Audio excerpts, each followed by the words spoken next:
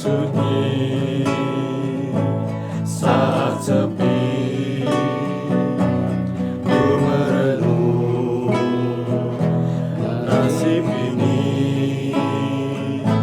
Sesungguhnya hidup ini tak berarti tanpa salib Tuhan bersamamu. Sungguh aku menyesali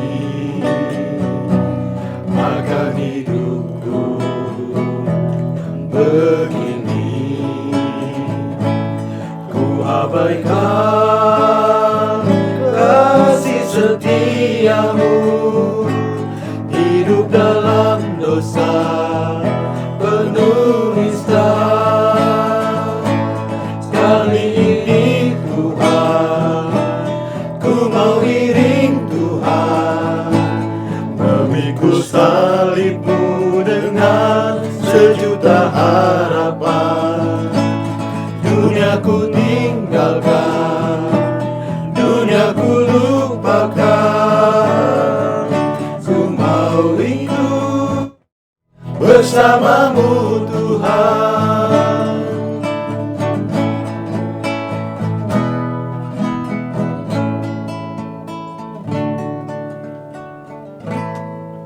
Ya, selamat sore, selamat malam pemirsa Radio Republik Indonesia dan juga yang siapapun Bapak Ibu Saudara yang menyaksikan acara ini. Kami menyapa dengan shalom, salam sejahtera, Tuhan memberkati kita. Pada sore malam hari ini kita akan berbincang-bincang secara khusus. Kami dari Gereja Kristen Pasundan Jemaat Bogor akan memperkenalkan apapun kegiatan-kegiatan yang dilakukan khususnya dalam bulan ini. Bulan Juli, GKP memperingati Bulan Pekabaran Injil Gereja Kristen Pasundan.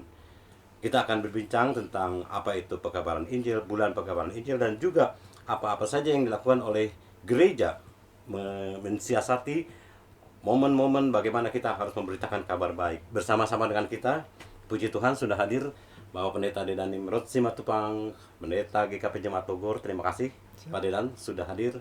Juga ada sahabat Pak Jubertoris. Shalom. Shalom. Pak Jubert ini ketua komisi ya, ketua komisi kaum pria di GKP Jemaat Bogor. Dan juga ada sahabat Bapak Jatnika Adam. Shalom. Shalom Pak Jatnika. Baik-baik ya Pak Jatnika ya. Sehat, puji Sehat. Tuhan. Terima kasih. Ketiga saudara ini akan bicara kepada kita semua banyak hal tentang apa yang sudah dilakukan di dalam konteks pelayanan gereja, secara khusus dalam konteks pekabaran Injil. Nah, pertama saya ingin ke Pak Pendeta dulu, Pak Pendeta. Siap, mangga. Mungkin bisa diperkenalkan juga kepada kita semua, kepada jemaat ataupun gereja-gereja yang menyaksikan acara ini, apa itu Bulan Pekabaran Injil di Gereja Kristen Pasundan, Pak? Oke, saya nggak akan panjang cerita sejarah ya. Ya. Tapi secara khusus memang Gereja Kristen Pasundan mengenang dan merayakan lagi bagaimana Injil itu masuk ke Tatar Sunda, yang memang secara singkatnya tanggal 11 Juli waktu itu kemudian dirayakan sebagai Hari Pekabaran Injil karena ada dua orang, sebutlah bahasanya pribumi ya, pribumi Sunda yang menerima baptisan untuk pertama kalinya. Setidaknya yang dalam catatan sejarah dinyatakan seperti itu. Dua nama itu jika tidak salah namanya Minggu dan juga Sarma di daerah Cikuya. Ya memang sekarang beda provinsi dengan Jawa Barat, tapi ya dulu masih dalam satu area yang sama, sebut sebagai Tatar Sunda. Makanya GKP kemudian sebagai gereja yang menyebut dirinya sebagai gereja wilayah berada di Tatar Sunda, menjadikan ini sebagai salah satu tonggak sejarahnya bagaimana Injil masuk ke Tatar Sunda dan diperingati sebagai hari khususnya tanggal 11 Juli dan bulan Juli sebagai bulan Pekabaran Injil. Itu kira-kira. Terima kasih Pak Pendeta. Jadi kalau kita bicara soal Pekabaran Injil, bukankah itu menjadi tugas gereja ya secara umum ataupun ya peran gereja di situ? Boleh singkatnya Pak Pendeta cerita GKP itu dalam perjalanannya bagaimana proses-proses apa saja Pekabaran Injil dilakukan oleh Gereja Kristen Pasundan dalam konteks memberkati sesama? Oke. Kalau saya sih melihatnya, kalau tadi dari pertanyaan Pangkun, bukankah Pekabaran Injil itu tugas gitu ya? Kalau saya melihat pertama-tama selain tugas, tapi ada dimensi yang lebih dalam dari sekadar tugas sebenarnya. Pekabaran Injil itu identitas gereja. Oh, oke. Jadi buat saya, Identitas. gereja yang tidak melakukan pekabaran Injil adalah gereja yang kehilangan identitasnya, Oh. kehilangan jati dirinya. Karena gereja ya memang persekutuan yang seharusnya menebarkan, memberitakan, mengabarkan Injil dimanapun gereja itu ditempatkan oleh Allah. Sehingga jika ditanya bagaimana gereja, ya gereja punya identitas sebagai pekabar-pekabar Injil. Saya mengutip aja misalkan catatan Injil Yohanes mengatakan bahwa Yesus berkata kepada murid-muridnya, kamu bukan dari dunia, tapi kamu diutus ke dalam dunia. Kita diutus sebagai orang-orang yang bukan dari dunia, tapi diutus untuk ada di dalam dunia, yang kemudian dalam catatan Injil Matius, salah satu kalimat pentingnya kan kamu adalah terang dunia, kamu adalah garam dunia. Saya ingat Pendeta Joas pernah bilang, hapuskan kata dunia, maka itu tidak akan berarti apa-apa. Sehingga sebenarnya tugas gereja di dunia tidak lain dan tidak bukan adalah menjadi pekabar-pekabar Injil. Itu identitasnya. Jadi Berarti- gereja yang tidak mengabarkan Injil, dia sebenarnya sedang berhenti menjadi gereja karena oke. kehilangan jati diri. Boleh dibilang itu hakikatnya Hakikatnya gerejanya kita, memang begitu, betul. begitu ya. Baik, terima kasih. Berarti dalam konteks GKP ini Pak Pendeta, kira-kira apa saja yang boleh dibilang hakikat GKP kan kehadiran gereja di tataran Sunda. Apa saja yang menurut Pak Pendeta yang sudah dilakukan, meskipun banyak tantangan mungkin ya, bisa diceritakan singkatnya gitu. Oke. Jika melihat konteksnya GKP, saya melihat GKP dalam konteks ini sudah mencoba untuk membatasi ya, membatasi bukan dalam arti negatif, tapi memberi fokus tertentu yang dalam tata gereja kita sudah menyebutnya. Identitas khusus GKP adalah gereja yang hadir di Tatar Sunda. Sehingga kita memang mau menjadi gereja yang secara khusus berfokus memberitakan Injil di Tatar Sunda. Untuk konteks daerah yang disebut sebagai Tatar Sunda, Jawa Barat, DKI Jakarta, oh maaf udah bukan DKI lagi ya, Iya, betul. sudah DK Jakarta, DK. lalu kemudian Provinsi Banten. Kita punya fokus di situ. Jadi batas bukan dalam arti yang buruk, tapi batas dalam arti fokus kita. Walaupun GKP juga sudah melakukan banyak hal yang jauh lebih luas dari sekadar bicara konteks Tatar Sunda aja. Nah, lebih kurang kalau kita bicara GKP hidup bersinodal gitu ya, hampir 90 tahun, hanya tinggal beberapa bulan lagi kita 90 tahun. Kalau dibilang sudah banyak gitu ya. Walaupun bukan dalam arti kita mau bilang sebagai prestasi, tidak. Pekabaran Injil itu tidak membuat kita merasa berprestasi. Betul. Ya. Kita ingat apa yang disampaikan dalam perumpamaan Tuhan Yesus, kami ini hanya hamba-hamba gak berguna. Ya sudah, memang ini yang harus kami kerjakan. Tapi untuk melihat lagi sejauh mana jejak-jejak langkah kita yang sudah kita tinggalkan. Jika mengukur kata pekabaran Injil sama seperti cara berpikir sekian ratus tahun sebelumnya ketika misionaris-misionaris dari Eropa datang, mungkin kita nggak sama. Atau bahkan mungkin kita beda gitu ya. Kita nggak melakukan hal yang sama. Diutus untuk ke daerah-daerah tertentu yang beda sekali dengan konteks kita. Tapi jika Injil itu dikembalikan lagi kepada apa yang Yesus katakan sendiri kepada muridnya Yohanes, ketika murid Yohanes itu bertanya, engkaukah yang harus kami nantikan? Yesus kan mengatakan, bilang aja, kamu lihat, kamu bilang kepada Yohanes. Orang buta melihat, orang lumpuh berjalan, terus orang miskin, kepada orang miskin diberitakan kabar baik gitu ya. Orang mati dibangkitkan dan kepada orang miskin diberitakan kabar baik. Maka bicara tentang pekabaran Injil, saya melihat GKP menyoroti itu. Menghadirkan pemulihan, menghadirkan pendampingan, sekaligus juga menghadirkan upaya-upaya transformasi kehidupan yang lebih baik. Nah, beberapa yang dilakukan Gereja Kristen Pasundan secara sinodal yang saya harus katakan sangat produktif dan sangat baik, bahkan juga beberapa kali GKP menjadi tempat untuk mungkin juga beberapa gereja lain belajar. Ya misalkan bagaimana concernnya GKP bicara tentang lintas iman. Iya. Konteks GKP yang dulu sekali kita sebutnya katanya, wah ini Nova Zembla dari pekabaran Injil, dalam konteks perjumpaan dengan suku Sunda, dengan agama lain menjadi berat dan lain sebagainya. Tapi toh ternyata kalau misalkan kita harus lihat, GKP bisa bermitra dengan baik. Iya. GKP bisa bukan hanya sekadar berkomunikasi, tapi bekerja sama dengan banyak pihak, termasuk yang disebut sebagai lintas iman, lintas suku, bahkan juga dalam berbagai kemajemukan konteks Tatar Sunda, GKP bisa berjuang untuk memperlihatkan tidak, itu bukan persoalan. Bukan hanya bisa memberitakan Injil, tapi juga bisa bekerja sama mewujudkan kehidupan yang lebih baik. Itu bicara lintas iman misalnya ya. Lalu bicara tentang upaya pemulihan, upaya transformasi hidup misalkan. Saya bisa bilang begini, GKP berjuang sekali untuk melihat kaum marginal. Kaum marginal dalam hal ini banyak studi, banyak literatur menceritakan kaum marginal itu misalnya apa? Kepentingan tentang perempuan yang seringkali dinomor sekiankan dalam kehidupan bermasyarakat. Dalam Tatar Sunda saja persoalan perempuan banyak sekali. Kita ingat misalkan, saya nggak tahu ya, sampai juga nggak isunya ini ke Bogor. Seingat saya sih harusnya sampai ya. Ada banyak kasus human trafficking. Iya, betul. Itu banyak Betul, di banyak Jawa Barat sekali. dulu kasusnya banyak gitu. Bahkan setahu saya juga walaupun mungkin bukan di kota Bogor, tapi area-area Bogor Selatan, Kabupaten Bogor juga ada banyak juga tuh kasus-kasus human trafficking. Kaum perempuan yang kemudian diperjualbelikan untuk menjadi pemuas nafsu seksual dan lain sebagainya. Lalu juga kaum marginal dalam hal ini adalah anak-anak. Iya.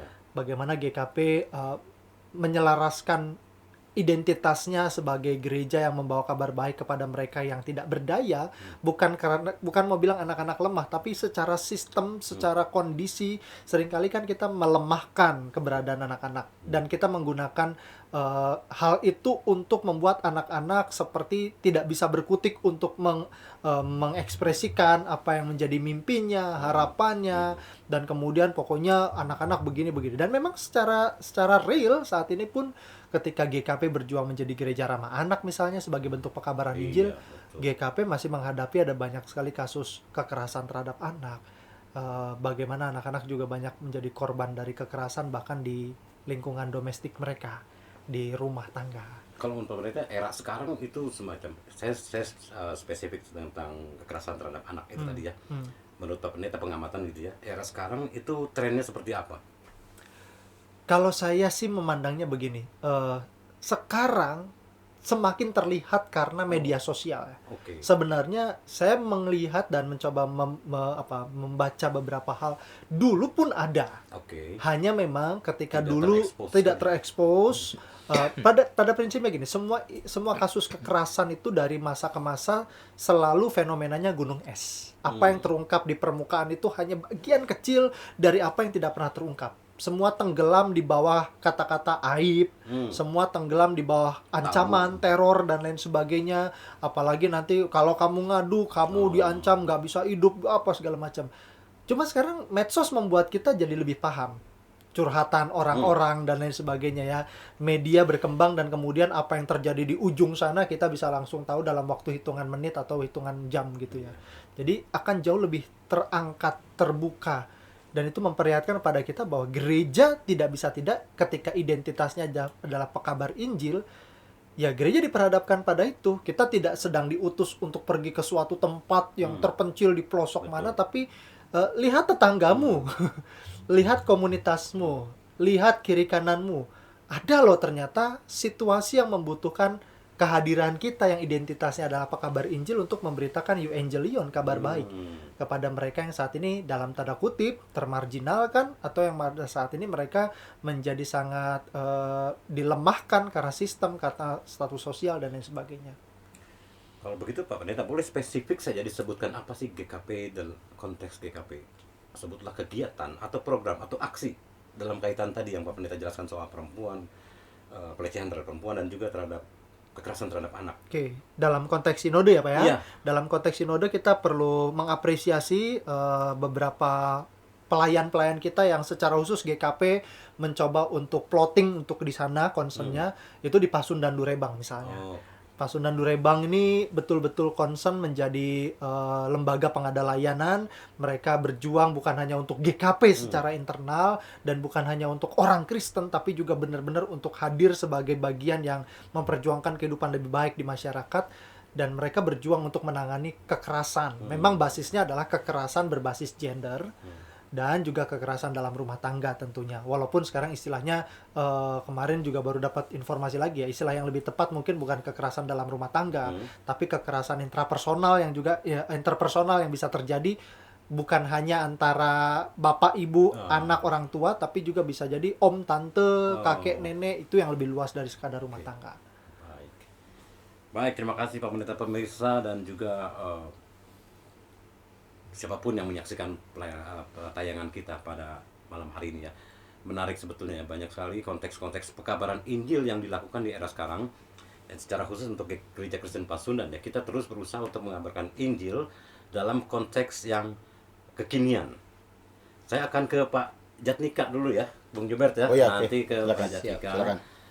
Mungkin lebih pada spesifik apa sih yang pengalaman Pak Jatnika sebagai Pak Jatnika Adam juga ini Pak adalah menurut pengamatan saya dulu pernah menjadi majelis jemaat, pernah menjadi pengurus juga ya di kaum pria. Kira-kira apa yang ditangkap ataupun yang direkam atau pengalaman Pak Jatnika aksi-aksi kegiatan GKP Bogor dalam konteks misalkan berada di tengah-tengah lingkungan gereja. Ya. Jadi memang dari awal kaum pria itu membentuk suatu komunitas, itu yang namanya Kompak ya. Komisi Bapak. Komisi Bapak. Komisi Oke. Bapak itu sekitar tahun 2000. Nah, kita memang kepedulian kita itu kepada sesama khususnya di dalam hal kedukaan. Waktu itu kita gimana membantu orang-orang yang berduka, meringankan beban mereka, dan juga menurut saya ini juga bagian dari kita ber-PI. Karena pada saat lingkungan melihat bahwa di situ ada kepedulian gereja terhadap orang yang sedang berduka, menyiapkan umpamanya ambulan, menyiapkan peti, menyiapkan pemakaman. Di situ mungkin lingkungan melihat bahwa kita peduli terhadap sesama kita dulu, sebelum kita peduli terhadap lingkungan di luar. Nah, pada saat itu kemudian kita membentuk yang namanya suatu tim untuk membentuk suatu perkumpulan untuk membantu orang-orang yang berduka. Waktu itu disebut Perkumpulan Rukun Dana Kematian. Oke. Dan itu cuma Rp1.000 per bulan. Itu kita bisa membantu secara full kebutuhan orang yang sedang berduka. Dan mungkin di situ kita berharap bahwa pertama, keluarga terbantu. Jadi orang yang berduka merasa sangat dibantu. Yang kedua, kita bisa melihat bahwa lingkungan sekitar juga bisa melihat bahwa di situ sesama jemaat ada saling kepedulian. Itu merupakan cara kita juga ber-PI. Dan kemudian berkembanglah komunitas itu yang sekarang namanya Komisi Pelayanan Kedukaan, yang ditujukan untuk semua jemaat tanpa ada iuran, ya. Jadi gereja menanggung semua kebutuhan kedukaan untuk semua jemaat tanpa memikirkan iuran. Dan mungkin itu dulu yang bisa kita lakukan untuk sesama, dan bisa kita juga melakukan PI di sana. Oke. Artinya dalam kepedulian terhadap sesama itu juga kita kalau Pak Pendeta tadi bicara soal hakikat gereja ya, itulah hakikat gereja ya, peduli pada sesama itu. Secara spesifik Pak Jatnika tadi menerangkan dalam konteks kedukaan ya. Mungkin bisa diceritakan lebih Pak Jatnika, apa saja yang pernah dilakukan oleh Gereja Kristen Pasundan, khususnya Jemaat Bogor ya, dalam konteks memberkati sesama. Ya, ada beberapa hal yang dilakukan yang kaum pria dewasa melakukan bersama dengan masyarakat sekitarnya. Salah satunya adalah Basar Ramadan. Itu juga peran bapak-bapak banyak di sana. Kita peduli terhadap lingkungan, terhadap masyarakat sekitar pada saat mereka akan menghadapi Hari Raya Idul Fitri. Kemudian kita juga peduli terhadap lingkungan sekitar kita bersama dengan Pemda. Kita melakukan bersih-bersih Ciliwung.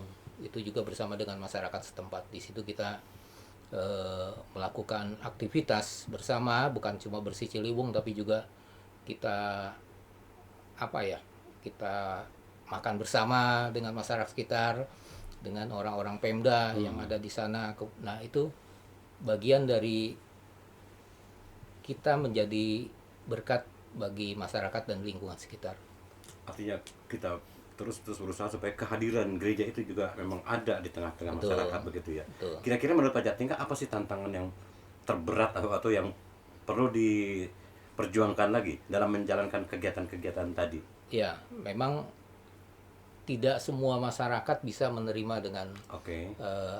dengan lapang dada kehadiran kita di sana. Tapi kita bersyukur bahwa Karang Taruna, kemudian lingkungan kita, RT RW di sekitar kita itu mereka sangat mendukung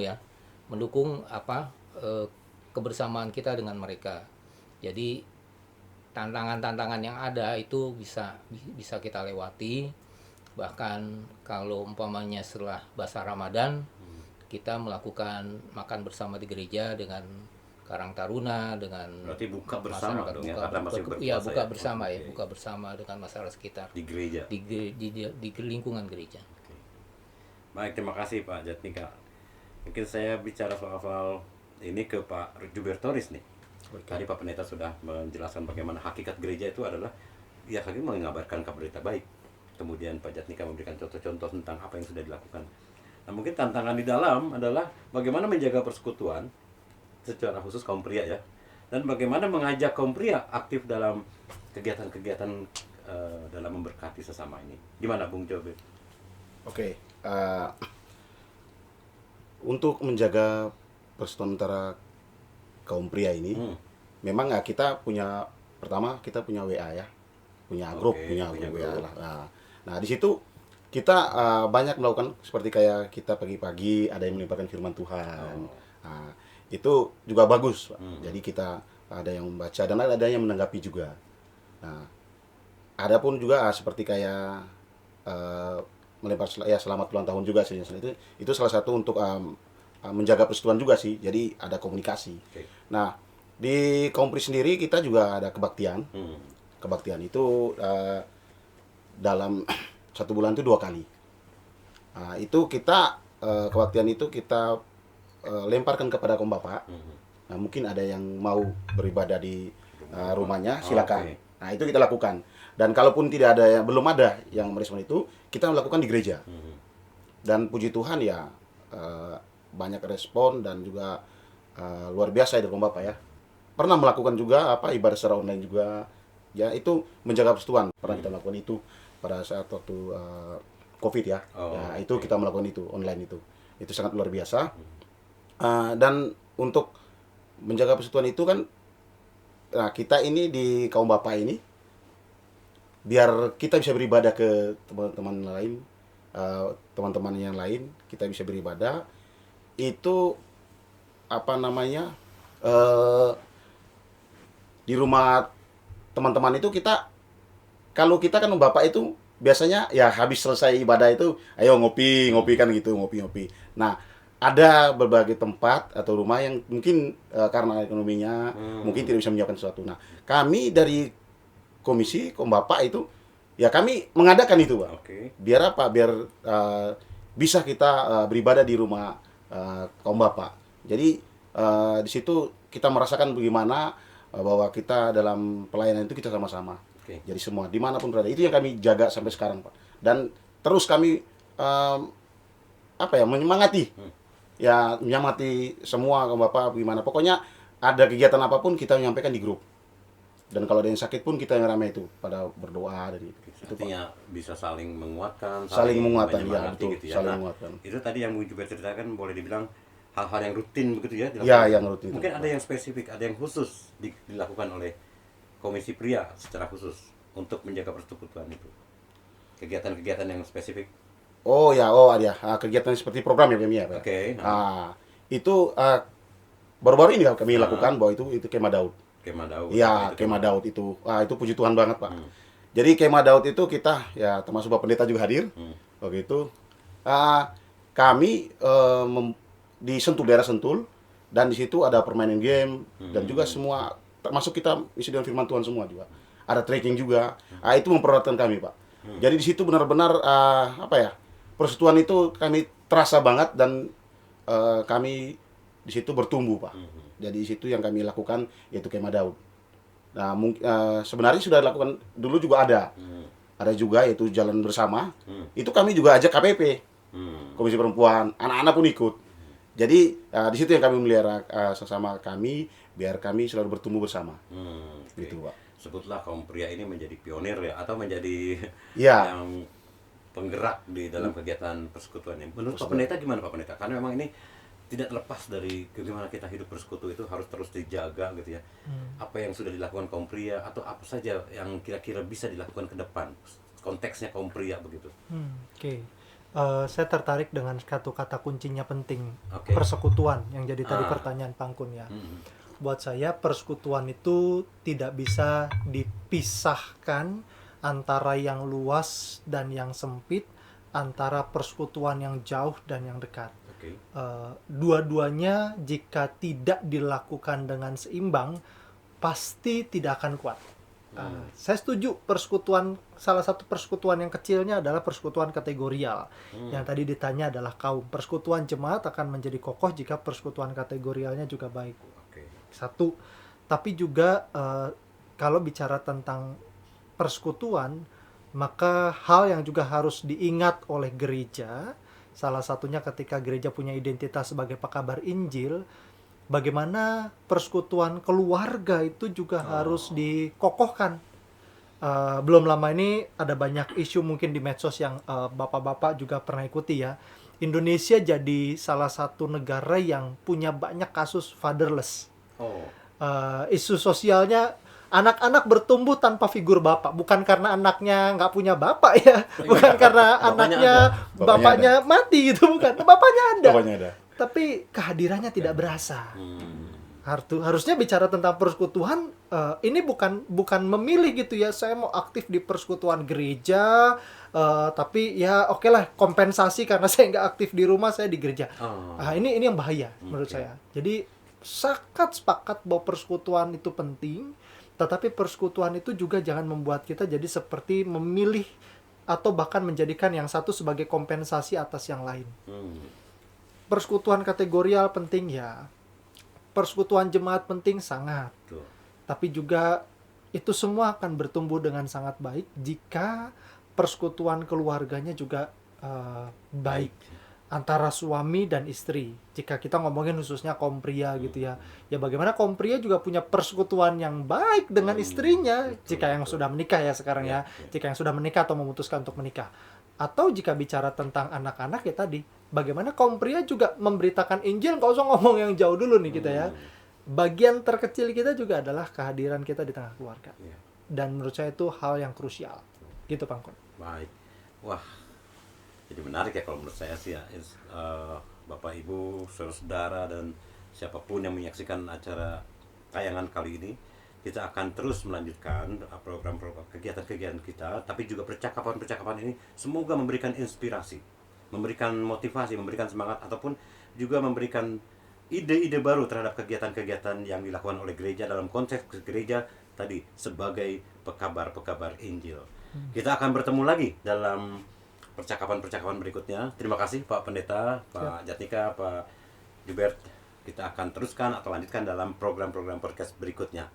Sampai jumpa dan sampai kita ketemu di acara podcast selanjutnya. Tuhan memberkati.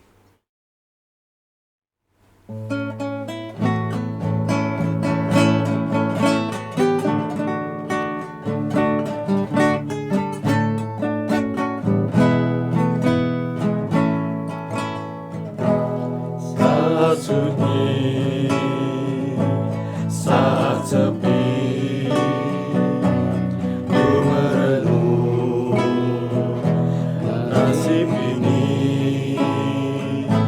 Sesungguhnya hidup ini tak berarti tanpa salib Tuhan bersamamu. Sungguh aku menyesali akan hidupku begini. Ku abaikan kasih setiamu, hidup dalam dosa penuh nista. Kali ini Tuhan, ku mau iring Tuhan, memikul salib-Mu dengan sejuta harapan. Dunia ku tinggalkan, dunia ku lupakan, ku mau hidup bersamamu